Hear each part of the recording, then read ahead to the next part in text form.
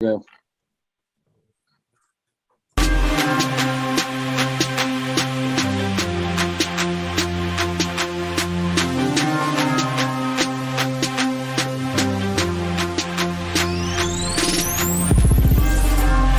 Hey, Street Fight listeners, guys, gals, non-binary pals. It's that time of the week. It's Sunday night. Time for a call-in Street Fight. The number to dial is 614-655-3887. You can let us know what's going on in your world. Tell us about job situations, COVID situations, military recruiters, drug officers, anything that's happened. We want to hear from you what's going on in the world. Today we do have a guest host. Brian is watching the Super Bowl because he did like the Bengals for a few years, so now he gets to claim this victory. And today I have Kasai Richardson, Thick Puppy. You know him on Twitter and Instagram. If you follow him, he delivers excellent content every single day. And it's been on the show before. We'll get into some stuff. If you're watching the feed right now, my daughter is playing Don't Let the Balloon Touch the Ground in the background. Might knock over my microphone. We'll see. Don't get bold. If you want to get more of what we do, head to patreon.com/StreetFightRadio. Brian's running a special called I'm Sorry right now, discussing some of the most famous apologies here in media history. So check those out. And I'm still working on a Hito Brett. Hito Brett is coming together. I think I have a co-host, and I just need to get my guests. But we're on the way to Hito Brett. Kasai, how's it going? Thanks for joining me. Yeah, thanks for having me.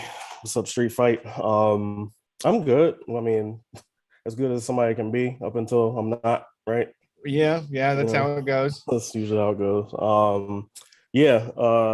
I just pointed out to Brett that Valtteri Bottas, former Mercedes driver, has taken up curling, growing out his hair, growing out his staff. Yeah. Moved somewhere in the mountains, somewhere in the holler, maybe. Switch up. Is curling for rednecks? Is that for Canadian rednecks? That guy looks like he should be saying it's Miller time and shotgunning a beer before he does it. Because it's like I don't have to put a lot of effort in. I don't have to train for this like too hard. You're right. Yeah, I can drink beers. You're right. I can hang out and smoke, you know. It's bowling. You're right. It's cold bowling. Yeah, it's cold bowling. You're right.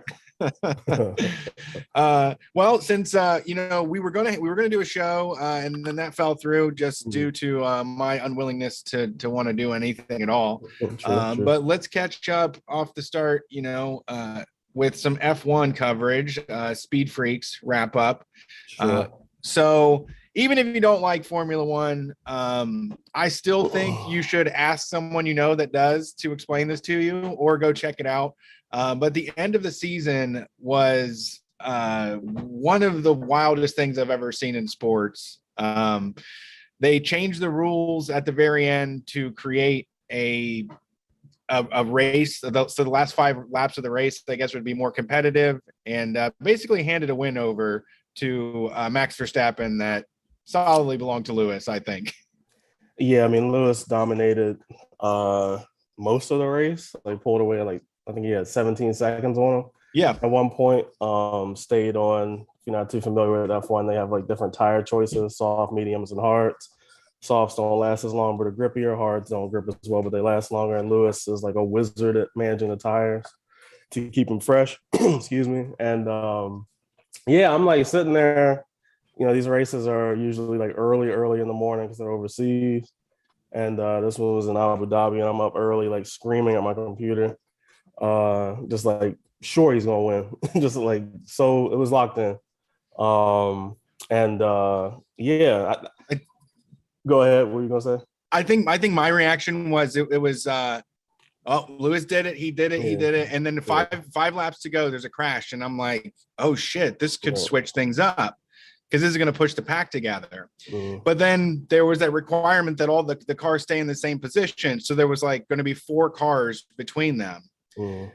And I was like, well, Lewis, he has this. There's no way Max is going to beat 4 other Formula One drivers to make it within 2 laps. Impossible. Then at the last moment, Michael Massey makes the decision to to square everybody up and get rid of these 4 cars in between so that the first and second are starting next to each other. Basically reset like the entire gain that Lewis had been making the whole race. Yeah, it would be like if tonight Cincinnati like scored a game-winning touchdown and then like by the most blatant, flagrant bullshit possible, they were just like, "Oh, that wasn't a touchdown," and then they hand the win to the Rams. But F1 has like tons of rules. I as a fan, a longtime fan, I'm not going to pretend I understand all of them or know all of them. Sometimes the teams seem to be kind of flipped upside down by some of these rules, especially when they change so much. But yeah, I've never seen anything like that, and it was really like, I was telling Brett before we started, like, oh shit, this is why I don't watch sports anymore. Because I had like a pit in my stomach. I was like angry. My mom is like following F1 only because she wants to see Lewis Hamilton beat all the white drivers. And I didn't want to call her, and I called her the next day. I had to cool off, and I was like, damn, this is like, I stopped watching football for this reason, because I was like screaming at my TV one afternoon by myself, like miserable because my team that's won the Super Bowl twice was losing in like an October game. Yeah, I mean, it would be like if it was, 7-14, and the other team scores a 6, and then they go to do a conversion. They don't make it, but they want it to be competitive, so they let them do it over again, and they do a 2-point conversion. It is essentially the situation. It was like a redo, like a mulligan,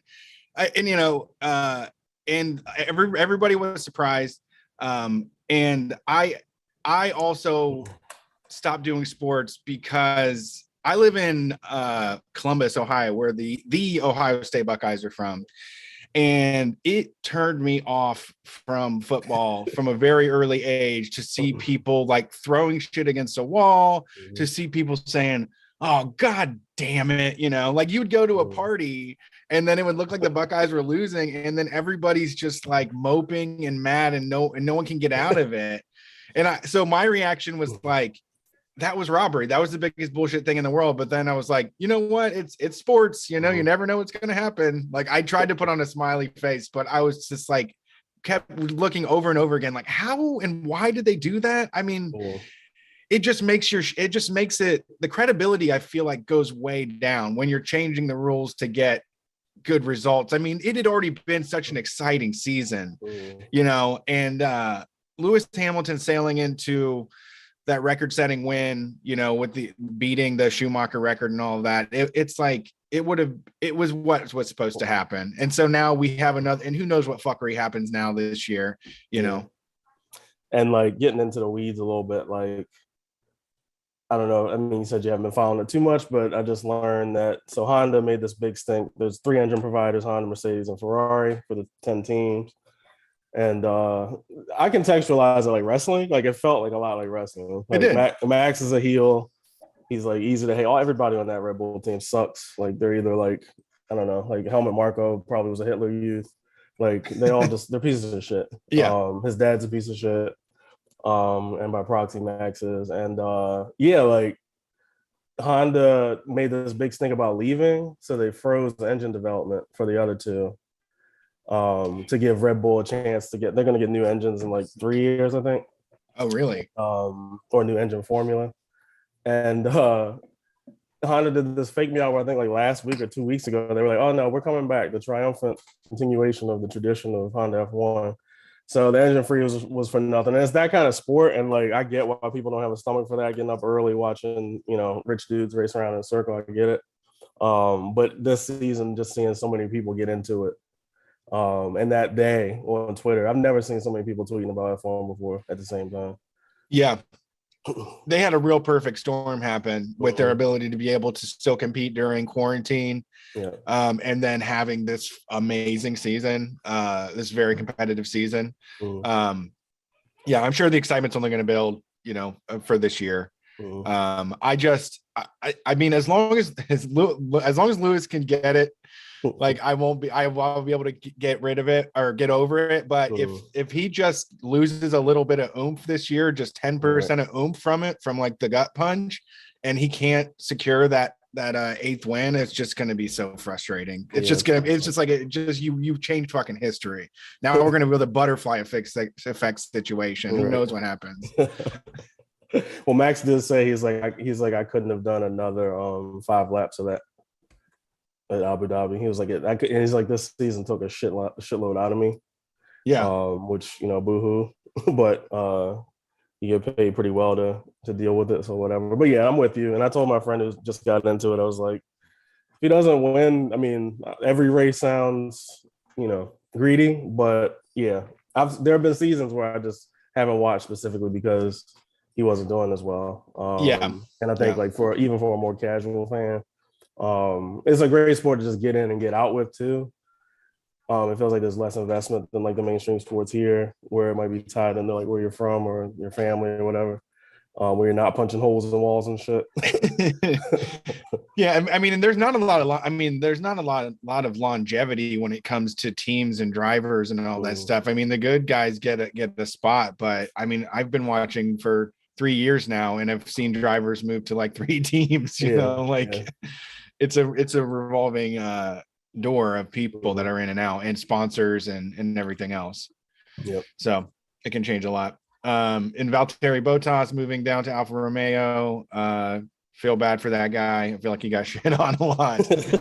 But George Russell, I do kind of want to see what he does. I mean, I really wanted to see him get the opportunity, Yeah, I think he'll come in, and I don't know. He seems like a team orders guy, so when they say get out the way. Yeah. Yeah, he's like, see, I'm sorry, you cut off. Yeah, no. Yeah, my headphones switched over to turn Bluetooth off. Yeah, gotcha. Like but there's only so far that goes because he's there to win races too. So that'll be exciting. I don't know. We'll see. Yeah, for sure. Yeah. How's your winter been? It's been okay. Recently, I had to change the tires on my car. Oh. I tweeted about this and Brian cracked me up because it's like getting a new, after decades of just every possible busted ass car issue you could have. I've had like key won't turn into the ignition, break-ins, engines exploding, tire blowouts and shit. I'm like, oh, this is a new car. I'm exempt from that. Right. And I'm lucky to have it. But yeah, I found a screw in my tire and limped it to this place up the street. And the guy was like, we fixed it, but you have 2 bubbles in your front tires. And I've never had that happen before. And there's like the city streets are fucked up, of course, like most places. But I'm freaking out because I'm like, all right, so each tire for this car that I want to get is like $158 a piece, plus like whatever they're gonna charge. And I wanted to upgrade the tires eventually because the car like is pretty powerful and they feel like I was sliding around and shit once it got cold. It's all-wheel drive, but yeah, I was like, this is weird. I don't like this. So they clearly like put cheap tires on there to cost cut. And I basically like I'm lucky enough with my job. We're a nonprofit, but we like try to take care of each other as best as we can. And we have like a thing where you can just like take out a little advance and have it deduct from your paycheck over however long you need it to, which I'd rather not pay that back at all or pay it at all, but better than nothing. And better than a credit card. Yeah, definitely. I put some $2,000 repairs on a credit card and then did like the math and was like, that made it like $3,000. Yeah, that's repair. How pretty much all my credit card debt is dental shit from shit like that. Like you have to get this done and you have the worst possible insurance. So go fuck yourself or give us, money like on a credit card at huge interest rate. Yeah. But yeah, I got them replaced. Not an exciting story, but definitely feel like grippier. Yeah. Looking forward to when it gets warm. Well, then they also do that thing where they're like, oh, well, this one's flat and those 2 have a bubble. You got to replace them all at the same time. You can't have like an odd one out too. They did that to me one time. They love doing that kind of shit. And this place, like I've gone to this place and they've plugged flats for free and shit. I didn't expect that this time because COVID, I'm sure they're getting hit a little bit, but yeah, the guy was like, it's not safe to drive on, and I'm like, well, I'll make that call. Sure. I wear my seatbelt. Yeah, exactly. I'm straight. Other people on the road have to worry about it. No, but I looked it up and everything was like, no, you're fucked if you fucking hit a pothole, which there are tons of around here. And this brand of tire and this make a model of tire. Tons of people just like, yeah, blew out on the highway. I'm trying to like, and Bridgestone like isn't doing anything to fix it. I'm like, oh yeah, I forgot about like the whole Bridgestone Firestone thing from the 90s with the Ford Exploder and the tires, and I'm just letting those tires like blow up on people. And just like eating whatever like fines they got and lawsuits and shit instead of replacing them. Yeah, I remember I used to, last time I bought brand new tires was like before a few years ago. The last time was this Toyota Corolla I had. So it was like tiny little small tires. Right. When we had the minivan, I went to get those tires replaced. It was the same situation. It's like $150. I was like, oh, that's pretty cheap. I'm like, for all four. And I was like, I'm sorry, for each one. I was like, yeah. Oh God. Well, $700. Okay. After all the taxes and fees and all this other shit gets tacked up. And I'm like, oh my God, how do you, it's impossible. And it's also, this is kind of one of those things, kind of a tires for all situation. Cause like you said, like I do not want to be sharing the road with people that can't afford to have decent tires. Right. Like, I mean, you see cars all the time that have ball tires. Like people can't just go out and like, you know, if this happened 5 years ago, I would have been fucked. Yeah. You just been like, it is what it is. I just got to figure that out. Or like I'll put a donut on one and like just move it around. That would have had to have been the solution. But yeah, I agree. And I thought about like when I was sitting in the shop, I was thinking about like however long ago that was when you were talking about car care for all. I'm just like a total baby when it comes to biking in the cold. Like some years I'm cool with it, but like most of the time I'm like, I'm not trying to do that. I did that a lot when I was younger and it just like killed that for me. So I'm kind of a baby about I also was that same Toyota Corolla like threw a rod and just shit the bed on me, and my dad was like, this thing ain't coming back. And I'm like, well, I ride a bike now. I hate cars. That thing ran me into the ground. Like I was always paying, so fuck it, I ride a bike now. And I was cool with it. But and I still tell people, I still act like, oh yeah, man, I get out there, you know, I got goggles and everything. Like I can take down any weather. I haven't done it in years. I'm like, as soon as I walk out there, I'm like, fucking nope, no. Yeah, I have like all the like bike jerk shit, like the overshoes and Vortex stuff, but I'm still just like, and I'll ride inside, like if I need to get the workout or whatever. For sure. But yeah, it had to be done. So but yeah, what Brian said cracked me up because he was like, with the new car, it's like, oh shit, my precious baby. I like scraped the underside of the left side of the bumper, like coming out of my parents' driveway, like the curb. Thought I took the bumper off, looked, didn't see that it was off, and was like, all right, fuck it. And then like months later, saw this like white scrape underneath, and it's like, okay, it's not it's just a fucking car. Like it's not perfect anymore. Oh well. You know? Yeah. The downfall of a new car is sad. You're like, fuck, I'm like hard on this thing. Like when you get a new car, you're like, this thing's a piece of shit. Who's been driving? And it's like, oh, one owner. It's me. I'm the piece of shit. Yeah, my car's doing all right. I'm surprised the Prius is doing good. Have you gotten any stuff done to it in addition to the painted hood and the paint and stuff? No. Yeah. You know, there's like an off-roading Prius community. Oh, I had no clue. According to my Instagram ads. Oh, really? How did you get that? Like a small, I don't know, like a small lift kit. Oh, okay. Yeah, that kind of stuff and cladding. I would love to do that. A lot of the trucks out here look so sorry, like because they have no weight distribution, and there's just, and they get pissed and they gun it, and then the whole thing just fishtails, and they look like morons. It just looks like someone wearing like sandals in the rain. Like you're doing, this is the wrong type of vehicle for this, unless you're going to throw a bunch of stuff in the back. Once I learned about the I forget what the deduction is called, the 517. I'm probably getting that wrong. But the heavy vehicles write-off that you can get on your taxes if your vehicle's over 6,800 pounds gross weight, up to 100% depending on the weight. So that's why like a lot of these. I went on like saw a video about this, and the guy was like, go to like a dealership that sells this kind of vehicle, and Range Rover here. Right on one of the front pages, you can get a tax deduction for purchasing this vehicle because the gross weight's over 6,800 or whatever the cutoff is. That's why these assholes love these lifted fucking. They can like classify them as work vehicles or whatever. Oh, I got you. Yeah, because they have extended cab. Right, and they weigh fucking 8 million pounds. Wow. Yeah, I guess that makes sense. Mhm. I mean, it was so weird how everybody jumped onto that. Yeah. Just like my father-in-law was just out of nowhere, was talking about getting a new car. He had like a Ford Escape or something before, just a Mhm. regular ass get back to work. And he pulls up in this huge fucking truck. Like the hood is taller than him. Yeah. And it's just climbing in and out of this thing. And like, I guess, I don't know. Yeah, it just seems like a pain in the ass if you live in a city or anywhere Yeah. near a city. Like if you have to drive on American roads, like this Hummer that's about to come out weighs 10,000 pounds Jesus and it's Christ. gigantic and it's electric. So they're getting away with it, I guess. Oh, okay. Like if you electrify your shit, you can do whatever you want, I guess. And Biden will be cool with it Yeah. and the press will be cool with it. But yeah, I just can't imagine having to wield that kind of thing in traffic, at least around here.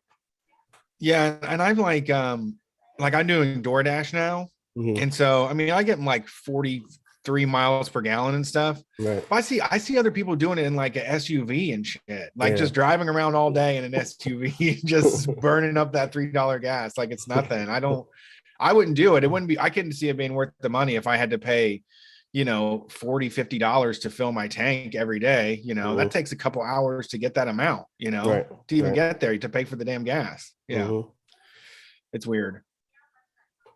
Well, let's see what we got here. We got a call right now. We can take some calls, see what people are up to. If you're in the chat, I guess everybody's probably watching the Super Bowl too. Mhm. We're just too cool for school. Everybody's digging up their Bengals gear. I can't even call them the Bungles anymore because they're in the Super Bowl. I know they did it. So exciting for Yeah. some people. Mhm. I don't know. I'd like to jump in on a bandwagon at the very last moment. Yeah, the pageantry. Today I was watching, I watched one of the touchdowns. I was like, oh yeah, I remember this shit. Like getting like super excited. Yeah, I love I can't begrudge anybody. Everybody's I was- serving there's a place that's serving Skyline chili pizza here I in saw town. that, Yeah, there's people chugging cans of chili. People drinking beer out of the chili cans. I saw. Yeah, there's also there was some old beer from back in the 80s the last time they were there or something, or came close, and people were drinking that. So yeah, I don't know. I have never been a sports household. My dad was never really into it. Yeah. Yeah, I played for a school. It's private, but we were like ranked 14th in the country. Sent guys to the NFL. Like I fucking hated it. Oh wow. The guy who was my coach played with Dan Marino and was like independently wealthy, decent person, but definitely like I don't know. There was like a lot of racial stuff with like him bringing black kids into the school. It cost $30,000 a year now. Back then, not so much. From particularly West Baltimore, who weren't like prepared academically, they weren't prepared culturally, and it was kind of like a one strike you're out thing where a white kid could steal a calculator and get a slap on the wrist, but they're out of here back to where they came from. Right. That went on for like a long time after I left in 2003. And eventually the white parents and the trustees and the headmaster like banded together to get rid of this guy. And he moved on to take over this school called St. Francis, not too far from where I live now. And HBO did a documentary on him. Like last year, I think that was. I couldn't watch it. I was just like, this is just going to be like fucking propaganda for white saviorism. Because that's all it was. But yeah, my souring with football goes way back. And I guess I was just in denial until maybe 5 years ago. Yeah, I get it. I mean, yeah, the system is like, it looks bad.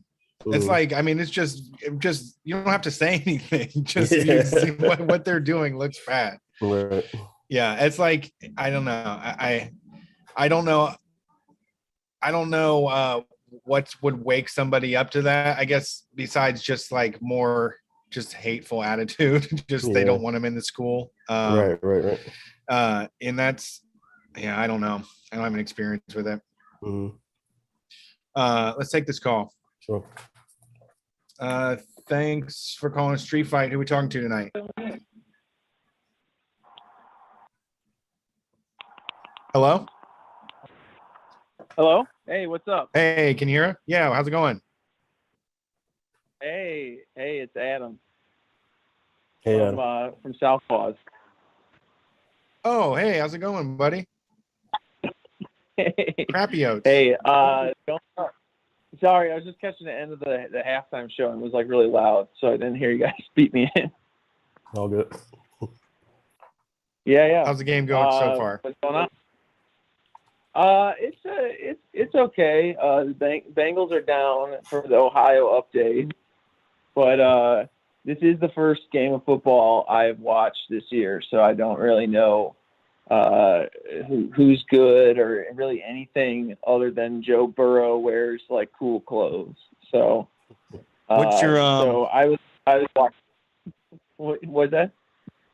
What you got? Any Super Bowl classic food items or snacks you like to make or eat? We just made some burgers. I'm usually a big wings guy, but since I kind of like, I'm always like, I'm not gonna watch it because, like I said, I don't really watch football. I'm always like, I'm not gonna watch it. We didn't really prepare, so I put it on and then we made some burgers. But yeah, big wings fan. Wings probably my favorite. Of the classic. Yeah, I haven't had it. I haven't had it in forever, but buffalo chicken dip is something that I miss terribly from not eating meat. That's kind of like a non-classic classic. It's like a reinvention, a modern move. Yeah, it's a way to just It is really good. snack on wing meat and cream cheese all day. Yeah, the dips are always dangerous. Like you'll always just like sit there, and it's like an endless food. Like you're never quite full, and then you'll realize that you've eaten like a gallon of blue cheese dip or something. Yeah, Skyline dip was also pretty popular too. That's where you also just line cream cheese inside of like a baking pan and then pour Skyline on top with cheese. I mean, Skyline is basically just a sauce, right? Yeah, for the most part. Yeah, it's just like it's just beef and sauce. Yeah, I've never had the courage to try it. I always see it when I'm driving through Ohio, and I never have the courage to eat Skyline chili. It's amazing. It's good. It's a good flavor. I love it. That's one I do make. Like as soon as the Impossible Burgers came out, I went and ground those things up and made Skyline chili with the mix from the grocery store. Oh, it's good. No, go ahead. I was gonna say my other food I liked from Super Bowl was strawberry pretzel salad. What is that? It's another cream cheese. So basically, like, probably don't like the Super Bowl because of the stomach ache after eating so much cream cheese. Okay, you break up pretzels, you put them on the bottom of the dish, then you put cream cheese on top of that, and then you mix Jell-O and strawberries and put it on top of that. Okay. Holy shit! So many layers. Lots of layers. Yeah, ham it and drink that. I mean, eat that. Yeah. Oh, I like the 7-layer dip. Big 7-layer dip fan. I love just digging down. You kind of feel like you're accomplishing something when you eat a 7-layer dip. Because it's like keep uncovering new food items as you dig into it with your chips. Yeah, it's like a flavor journey. The way it all stays separated. Yeah. Yeah, it is kind of a bummer not doing the Super Bowl parties as much, as we used to. When I used to cook and when I was when I was a chef, my chef used to throw like an insane Super Bowl party with like he'd be out there with the smoker all day and tacos, and I do miss a bit of that, not kind of participating in the Super Bowl festivities, but it's just hard. It's hard to watch. It's hard to watch football these days. It's just kind of so. It's just so not good, like for people. I mean, you could say the same. I guess you guys are talking about F1 and there's obviously like kind of issues. There's issues with every sport. Like that's that's just but football is just like so on its face, just like very transactional with human life that it does kind of get difficult to watch like once you spend too much time thinking about it. It's tough. I mean, it's similar to me though to pro wrestling in that way, where like if I am worried about CTE for football, I got to shut down the pro wrestling too. I mean, those guys are on; they barely have any sort of supervision. When it comes to what they do. I mean, at least most people have health insurance after a certain point, so there is that, I guess, at least. Right. Yeah, pro wrestling. Yeah, that's tough stuff. Yeah, I don't know. I mean, it's pursuit of greatness. What are you willing to trade? But also, if you didn't have to do it, wouldn't you? I mean, probably a lot of people wouldn't, unless they feel like it's the lottery is the reason. Well, like we'd always talk about on the show is like the difference between like wanting to do like, because obviously playing sports, even football to a certain extent, like people do it because it's fun, right? Like, I mean, it's fun to go shoot hoops with your friends. It's fun to even, I play in like a league, playing hockey and stuff like that. Like shit's fun. Like you can't really disagree with that. But like the difference is like when you professionalize things, it's just like your job. Like it's like, maybe you like cooking or you like programming computer or whatever, but it's like, do you really want to like be forced to do it every day or else you starve? It's like that's where like that's just like where it gets like gross, is that it's like, at the Super Bowl, even like that's one thing that's like hard for me to when I watch the Super Bowl is it's like those guys, it's like the last game, it's like the most important thing. Literally like half of the country is watching this game. And like a lot of those guys you can tell are like playing through like stuff that you would stop. Like if you had any, like if you had a real option, you would say, no, I'm fucking done, dude. Like I'm not going, I'm not continuing. That's what CM Punk. Yeah, go ahead. Go Sorry. ahead. No, I was just wrapping up. Yeah. Oh, I was just saying that CM Punk said something similar in that, like, he'd like, my back hurts, and they would just shoot him up with cortisone until it doesn't hurt, and like that's happening in a lot of back rooms in sporting facilities. And if you think about like the exploitation that starts at the college level too, with like, that's not like, to your point, that's how that like paternalism that you see in the NFL starts with, like, how dare they complain about police brutality?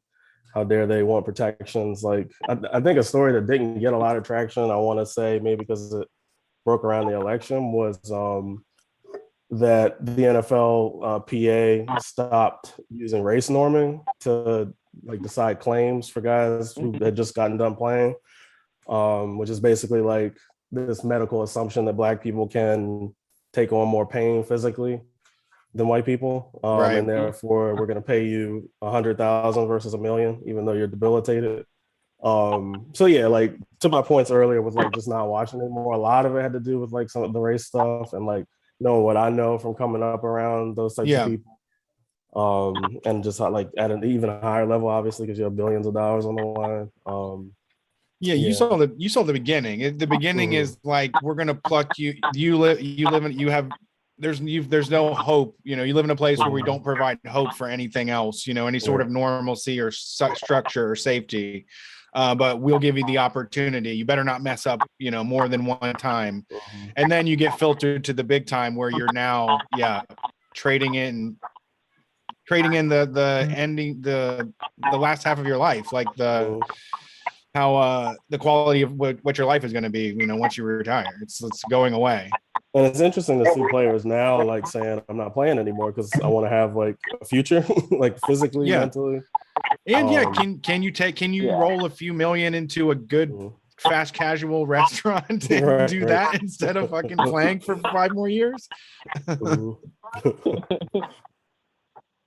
Yeah, I mean, it's definitely not a great financial decision most of the time, I would say. I mean, and that's even the thing is like you're saying is it's like it's super fucked up because like I remember like a really early show, even before we were on Means, it was like part of the podcast. We were talking to my host Maurice's mom, who's a social worker in Chicago. She worked in a school. One of the one of the high schools that's really well known for basketball in Chicago. And, they would have kids that were not performing well academically or having behavioral problems or just general mental health issues.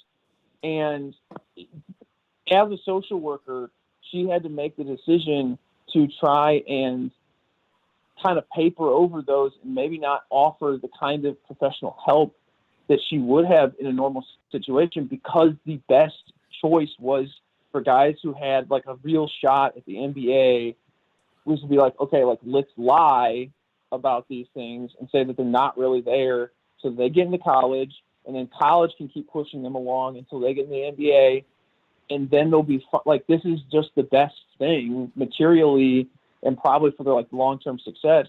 But it's like, we know that one of the guys she was talking about went to the NBA, but like how many other guys didn't, and now have like, they basically have been spending their entire lives being refined into this like professional sports product, and now we have no use for them. Like, and they haven't been prepared for anything else in their lives. And in fact, like many of their problems, like have just been, the can has been kicked down the road so far. Now they have to deal with these problems at like 23 instead of like back when, they were 13 or whatever.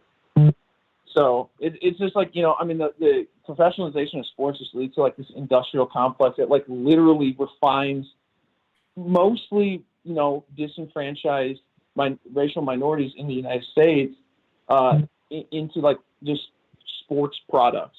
And, we all enjoy it on the TV, and some of these guys become, greats and legends, and we all love them. And even those guys though, they spend most of their lives after football or after basketball or after whatever, like in constant fucking pain all the time. Like, there's a reason why all these NFL players are like, yeah, I would not let my fucking kids play football. Like, what are you, insane? Like, absolutely not. Like, so yeah, it does make sports a little bit harder to enjoy on TV. I say as I'm enjoying sports on TV, so it's a lot to balance, like a lot of things in this life. Right. We're kind of at the mercy of capitalism, like kind of controlling our lives, and it just sucks because it corrupts things that can be enjoyable, like about our culture. It does the same thing to art. It does the same thing to like lots of other media. It does a lot of, like I mentioned, cooking, and it just dominates like our lives and perverts like the things that we enjoy into, kind of consuming us.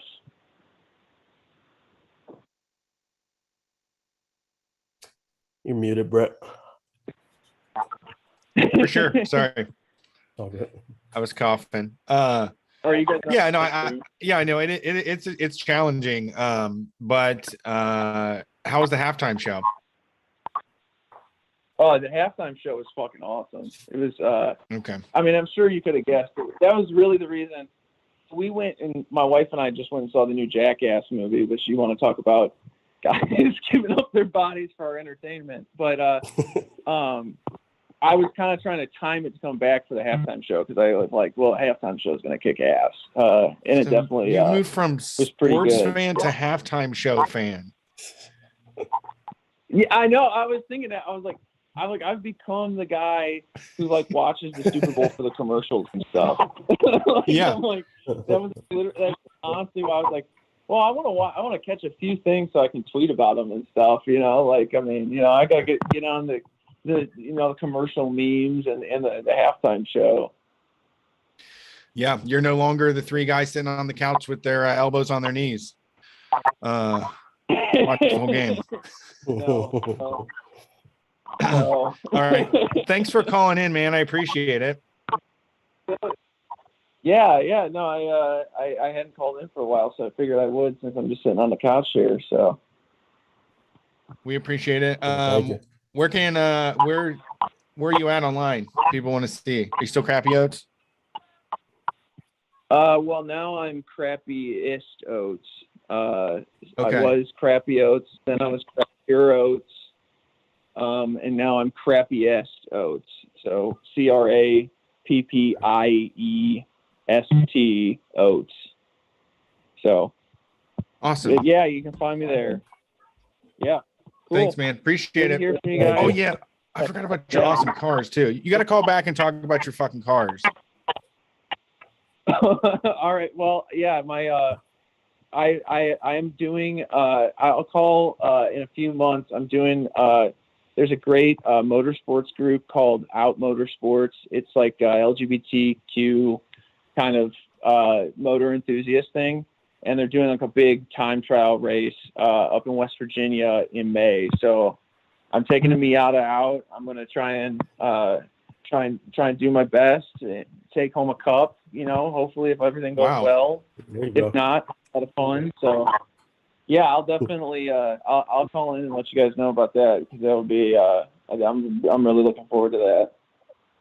All right. Peace, man. Have a good one. Cool. Yep. Later, guys. Take it easy. Man, Miata is always the answer. You think so? I mean, MIATA, Oh, I literally I just read an article where a guy was like, it is, and I'm tired of pretending it's not, basically. Yeah. I almost got one because I have a Mazda 3. Okay. But yeah, just not, I need to be able to take my bike around, get groceries and stuff. It wouldn't work. Yeah, it's a fun car, toy car, whatever. My friend, who was the biggest car guy, like he's the one that got me into it. He read Car and Driver every single month, brought it to school, like put it inside the book and all that stuff. He had like an old Porsche 944 and shit, so many other good cars. He a couple years ago got a Miata, and he's like, it's the best thing ever. He's like, it's like slow as fuck. He's like, but it feels, it's so fun to drive. The handling is good, and he's like, and the parts are cheap as hell, and like you can, and readily available. He's like, it's a breeze as far as like cars go. Because yeah, I mean, I'm not out there.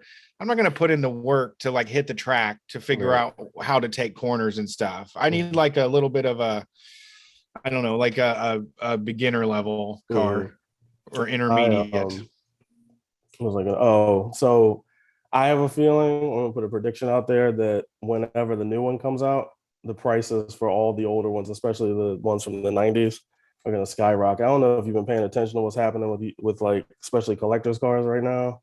Yeah. Like when we were kids, like people paying $100,000 for Integras and shit. Yep. Yeah. On bring a trailer. I feel like they're about to hybridize the Miata, just because they're gonna have to because of emission stuff, and I feel like the purists aren't gonna like a part electric Miata at all, even though it might be incredible.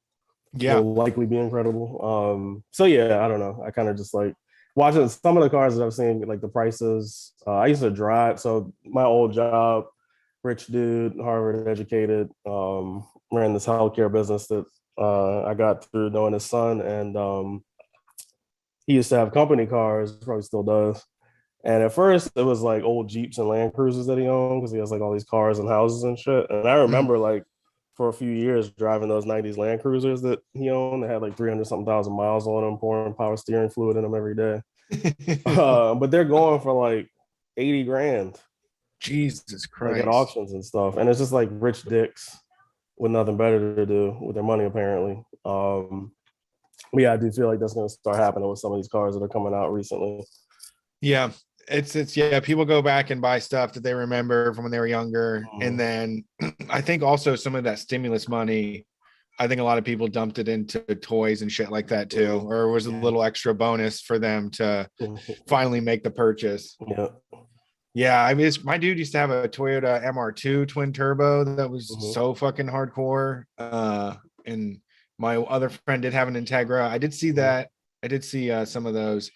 It's wild. I have let me see here. We got one more call to go. Let me bring up an off the wall topic just because it was weird. Somebody messaged me about it. Somebody messaged me and asked if we supported the Canadian truckers. And I don't know why. I don't think we ever given that off, or I don't know how they would think that. Right. But it got me thinking that like when we started the show, there was all kinds of truckers that were like threatening to like surround Washington and stuff, and take over the outer belt, and they've never been able to do it. So I am surprised that the Canadians got together and have been able to cause a ruckus over this. Yeah, I've been paying attention to it for the last few weeks, and personally, I assume probably because I'm an American and it's Canada, that Ottawa was like, because Baltimore is like 500, 600,000 people. It feels smaller sometimes, but it's like about that size. There's like 900,000 people in Ottawa. Oh yeah, so it's a decent sized city. It's the capital. But yeah, like that I've only been seeing that like these guys are working class. They're out here for us. I've only been seeing that like these last few days. And yeah, I don't know what that. I guess we just have like there is no left officially here, so like we kind of latch on to stuff without like the proper analysis. And I don't think you need to read a million books to understand that like small business tyrants who make 900 grand a year and own their own rigs like probably aren't on the same level as us, or like have the same politics as us. And I think like the other thing that I learned just from being way too online is the majority of truckers there are South Asian. There's an underclass of people who are immigrants who work these jobs with these like tireless hours, don't get paid right. And a lot of them got blocked, and there were videos of them like begging to be let through because some of them needed meds, like they were hungry, they were tired. And yeah, just like to equate, it's not exactly the same, but it's kind of like the hesitance with the like when Gilets Jaunes was happening in Paris. Anybody who said anything along the lines of like, Islamophobia is huge in France, nationalism is, resurgent again. And to like ascribe any of that to the yellow vests was like unacceptable to some people. Because all they saw was them like tearing shit up and bulldozing the finance ministry and shit like that. Right. Without understanding the proud of the people that are proud of their country, like because you didn't do shit for it, like you didn't do shit, just like get born in it, right? And so that's always a red flag for me. People were proud of shit that they never did or never worked on. Especially being proud of a place like France or America that have committed like some of the most horrific acts and continue to in the history of the world. It's kind of, I don't expect the average person or most people to think that deeply if they're on that wave, but I've mostly been paying attention to it because I'm like, they can't wait to do that kind of shit here. Right. There was an incident surrounding that stuff where like they posted up in front of an apartment building and have been like terrorizing the residents like the whole weekend or whatever. And two of them got in, and they're on camera, so who knows, but they got in, they like brought in a bunch of fire starter logs, and just like lit them in the lobby. And then taped the doors shut so people couldn't get out. And like some random person just like happened to see this and like broke the glass to get in to put the fire out. Holy shit. Yeah. It was like a pretty, with that much accelerant, I think it could have gotten bad. And there was like, I think it was an older building, so it was wood paneling everywhere. So yeah, that kind of shit, I'm just like, I keep an eye on it because it's like, again, like in every major city in this country, there's an element waiting to do some shit like that. It's true. So we can't like let our guard down with that, which just is life. But yeah. them being street fighters up there, I don't know about all that. yeah, I was surprised. I didn't believe, I had read about it too, and there's like so many like fucking white power people involved in like organizing and everything. But I was just like, what am I missing? There's something they're probably just trying to, I'm sure we get this from time to time where we get like some right-wing person that's like, oh, so you think unions are the only way that we should organize a workplace, or and then they are like, well, I work for a union and they don't do shit for me. Like Republicans that are in unions, those people come at us sometimes, and it's like, yeah, man. We love to say that shit sucks. So whatever you say sucks, I probably agree. But like, we got to find the other stuff to agree on too. You got to start agreeing with me a little bit, right? Like, and you might have had a shitty union. Let's try to make it better, man. Yeah, like, relax. Yeah, we want something way more drastic than a union, but sure, that's like a good way to start. All right, let's see. Thanks for calling Street Fight. Who are we talking to tonight? We're talking to Dave from Seattle. How you doing over there? How's it going? Doing well. I'm just chilling here. I didn't watch not watching the Super Bowl, even though I'm from Cincinnati. What? Didn't feel like it today. And yeah, shit. I did an 80-mile road ride yesterday. I planted trees today, so in a park. So it was like, fuck it. I just came home, took a nap, eating some dinner. Don't have a TV, so what the hell. Sounds good. Living life. Mm-hmm. Life without football. Yeah. It's peaceful. Yeah. Oh, Mostly. yeah. It's too boring. I'm not really into it. I like watching soccer. Mm. I never got soccer. There's lots of people. A lot of my friends are into it, but never been into it. Well, the thing is, if you go to the game, it's a reliable 2 hours. And if you watch it, there's no commercials except at the half. Right. Sure. And so it's great. Okay. You know, and it keeps moving. Unless somebody gets really injured, the game never stops. Mm. Yeah, that is nice.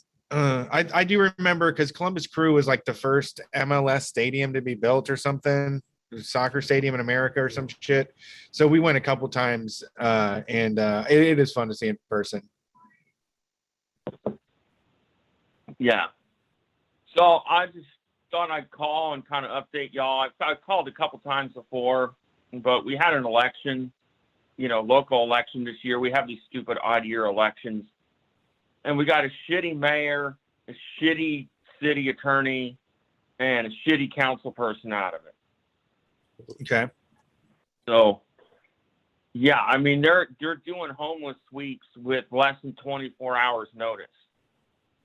And, the shelters are full. There's not enough housing. There's nowhere for these people to go. So it's pretty fucked up. They just kind of move them around from one place to another on like a wheel of torture instead of wheel of fortune. Mm. Yeah. No, I mean, we've had similar situations here too. There's groups that were documenting camps getting taken down and trying to offer some resistance, but like, what the police are going to do about that. And I mean, I've seen the amount of people flying a sign near my exits. So it's like has increased so much. It's not being discussed by anybody. They're talking about like Columbus is just always building new playgrounds for people, just new barcades and new rooftop bars, and mostly just bars and restaurants, and then the expensive ass condos underneath them. Yeah, I mean our city's failing us too. Our city is in a similar situation. We got a new mayor who's young and from here, so that fooled people into thinking that he was different from all the robots from the political machines that have come up. Like we've had 3 mayors indicted in the last 15 years or so. Wow. The last one was indicted for like selling children's books using like weird, like shady stuff. There was shady stuff going on with like a university here, not to get into it too much, but yeah, our city council president is married to our state's attorney, and they're both under federal investigation right now. Yeah, and they're friends with the mayor, so he never says anything about the fact. I was going to wait to bring this up, but she's a piece of shit. I can say that confidently. I encourage everybody outside Baltimore to look up Keith Davis Jr. There's a hashtag Free Keith Davis Jr. He is, I think, one of only 2 people to ever he's about to be tried for the 5th time for the same charge. He was the first person to be shot by the police after Freddie Gray was murdered. And he was in a parking garage. A man was killed. The police found him. He did not commit this murder. Cops shot him a bunch of times. He was hospitalized and he's been in jail ever since.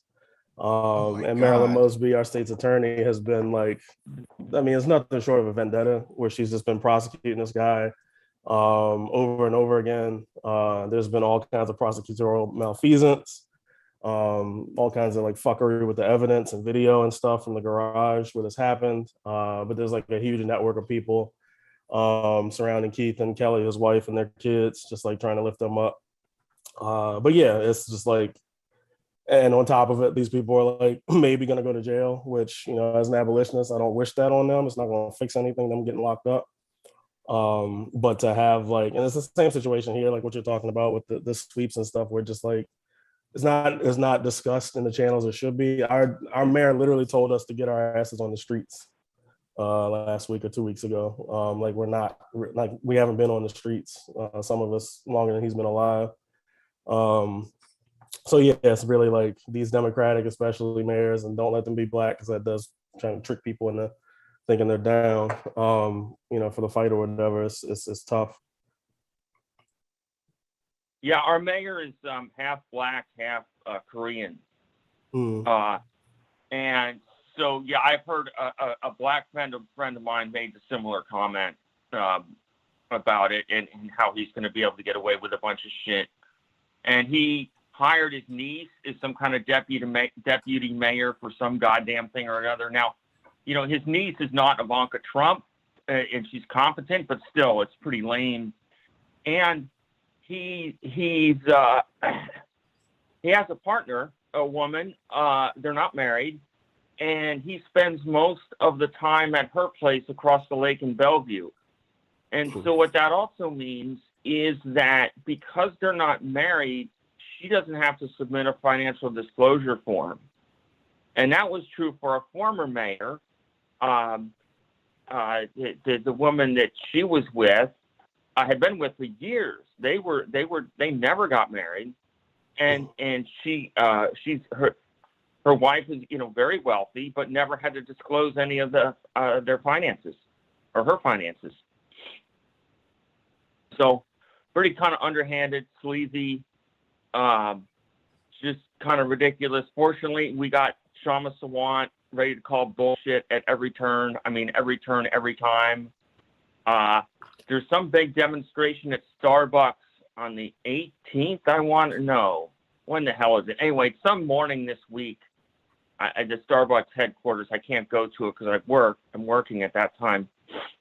But yeah, so Sawant's all over the Starbucks thing. It's great. I think the nationwide, they're up to 70 stores right now. So that's really super cool. Yeah, it is neat to see happen, especially at a place like that. And it kind of puts the pressure on them because do try to be good stewardship or whatever, pretend like they're global citizens or some shit. So I think it's good to put the screws on them. And I hope it comes through, because I know so many, and I mean, they charge so much for that coffee anyways. And the amount of it that they sell, like in DC, there was literally ones that were across the street from each other. It's insane. Yeah, it's amazing. I hardly ever buy from them. I don't understand the whole concept, but they make shitloads of money, and people are willing. You could just take money from people like $5 at a time, and it's no big deal. I guess they never notice. Yeah. Like every time you leave the house, you got to grab one. You grab $1. Yeah. Yeah. Kind of crazy. So yeah, that's what's going down here. It's they're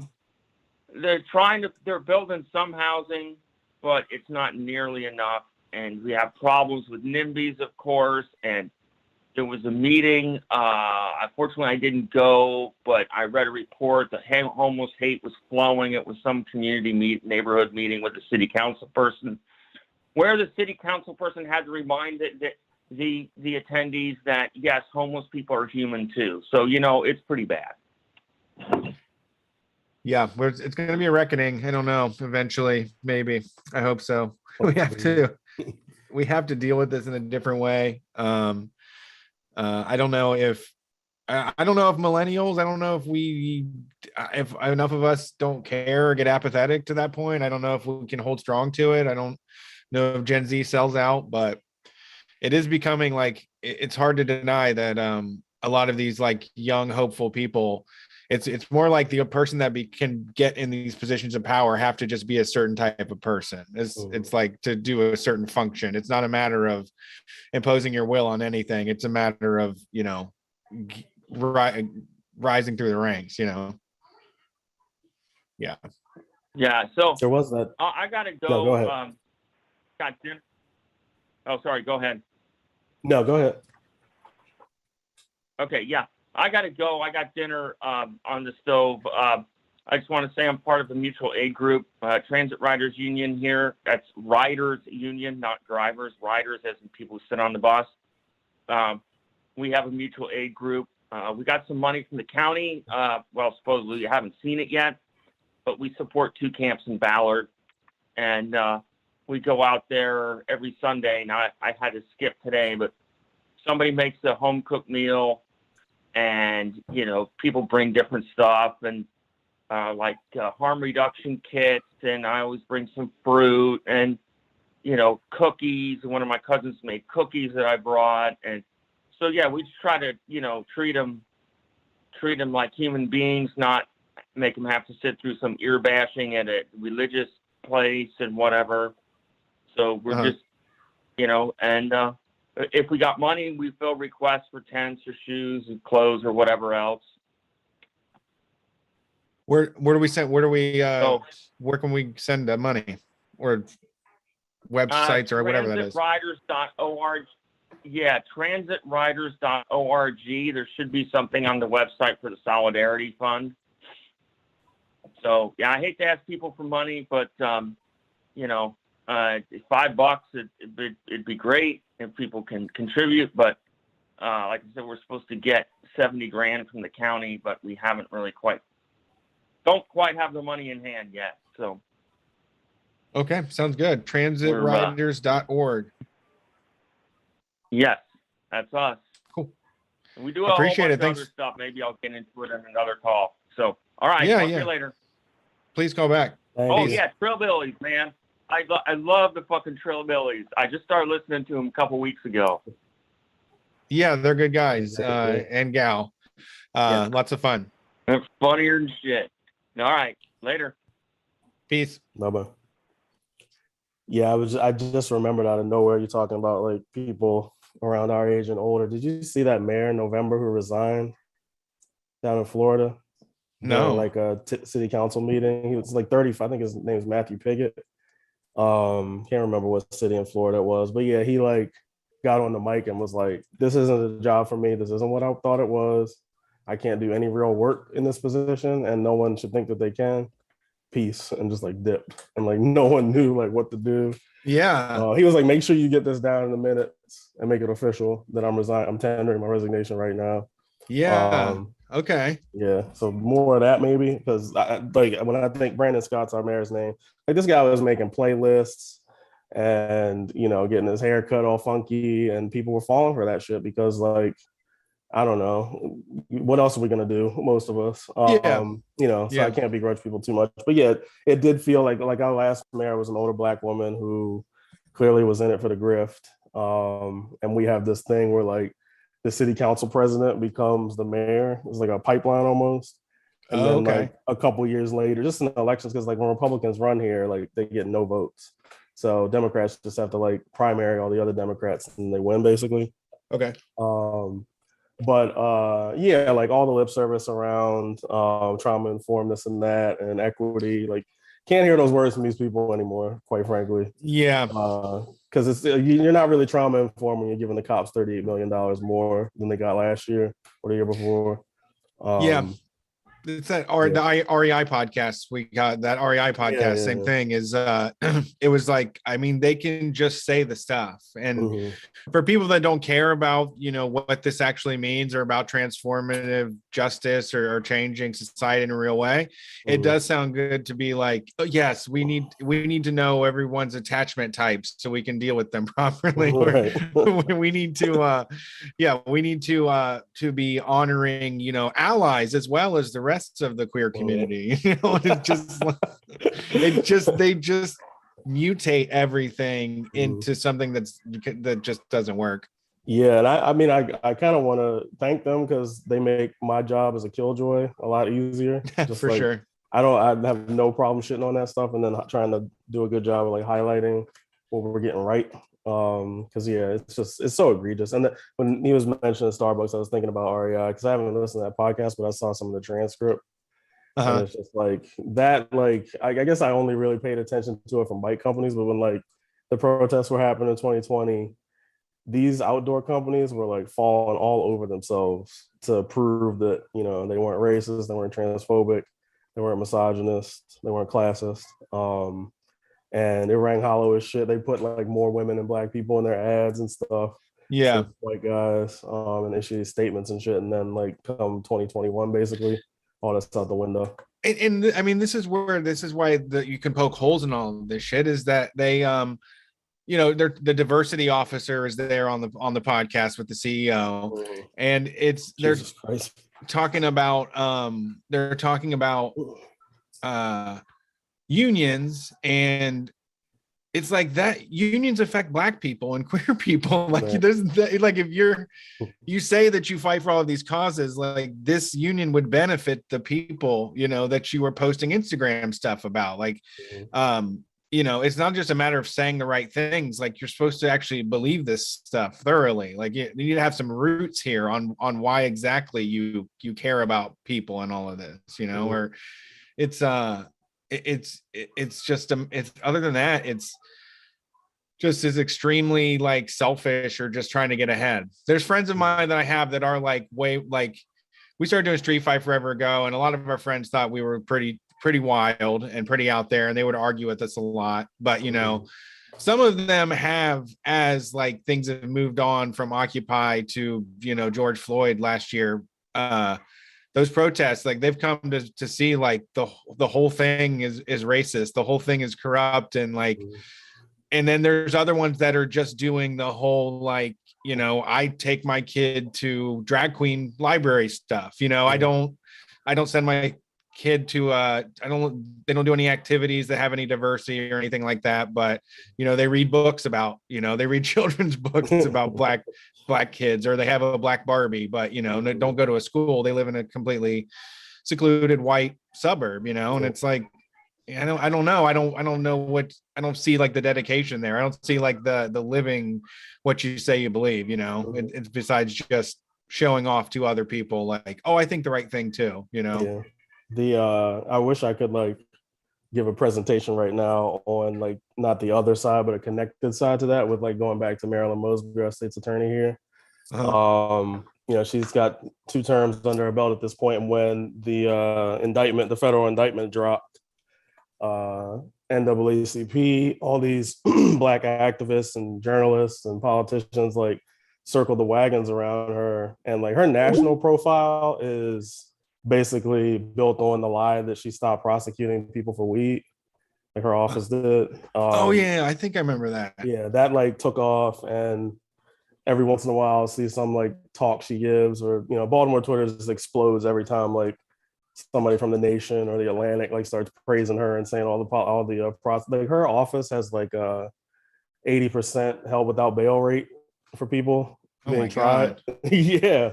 And Baltimore Court Watch on Twitter like will do the bail review, the live tweet the bail reviews and the hearings and stuff. And yeah, it's a mess. It's a fucking mess. And charging kids as adults is like a big thing for her. So yeah, like all that to say, the performative shit is easy to call out, but it's not going anywhere. You know, ultimately, to our chagrin. So yeah, it's just like as much as I much as I would love to, and I try to be. I think before maybe like 2015, like Ferguson, the shit here with Freddie Gray's murder, and a little bit after, like when Trump got elected, I think I was kind of like more interested in coddling people's feelings, because how could they know any better when they've been indoctrinated in the system? Right. But now I don't have time for that shit. Like they can handle it. Yeah, they can handle it. Yeah, I mean, yeah, people I'm talking about. Right. You know, somebody, you're right. I mean, I don't mind pointing stuff out either. I'm not even trying to start a fight with something or like prove I'm better. I'm just like, I mean, for the record, you should look that up, you know, whatever it is. The history of this shit's not the greatest.